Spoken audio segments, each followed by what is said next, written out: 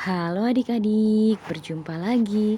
Kali ini kita akan membahas soal HOTS dari halaman 123 dari buku Erlangga ESPS Bahasa Indonesia kelas 6 Kurikulum Merdeka.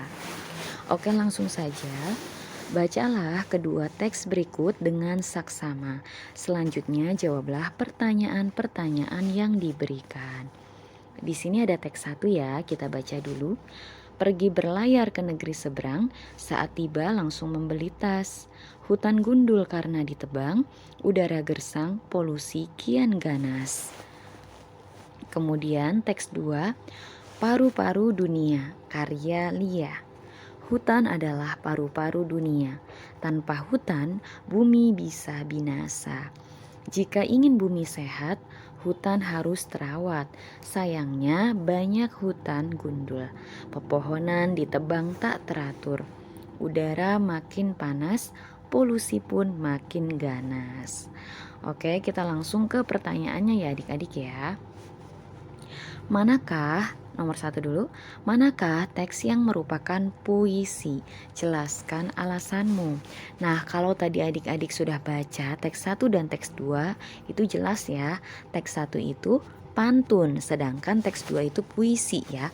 Nah, jadi jawaban nomor 1 adalah teks 2 merupakan puisi karena menggunakan diksi yang indah, bermakna konotatif, dan tidak dalam satu baitnya dapat terdiri atas 2 baris ya.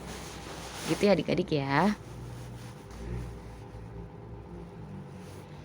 Ya, tidak dalam satu baitnya dapat terdiri atas 2 baris. Gitu ya adik-adik, itu alasannya. Oke, berikutnya. Nomor 2, manakah teks yang merupakan pantun? Jelaskan alasanmu. Nah, tadi jelas ya nomor 1, teks yang pertama ya yang pantun itu. Nah, ini ya. Teks 1 merupakan teks pantun karena terdiri dari 4 baris dengan rima A, B, A, B. Baris 1 dan 3 diakhiri rima eng, sedangkan baris 2 dan 4 diakhiri rima as ya. Itu ya adik-adik ya. Bisa juga kalau mau ditambahkan baris 1 dan 2 itu berupa sampiran, baris 3 dan 4-nya berupa isi gitu ya adik-adik ya. Oke, nomor 3.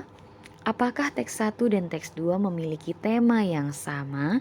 Jelaskan alasanmu. Nah, ya. Temanya apa? Bertema kondisi hutan di bumi ya. Keduanya sama ya adik-adik ya. Oke, berikutnya nomor 4. Apakah teks 1 dan teks 2 memiliki amanat atau pesan yang sama?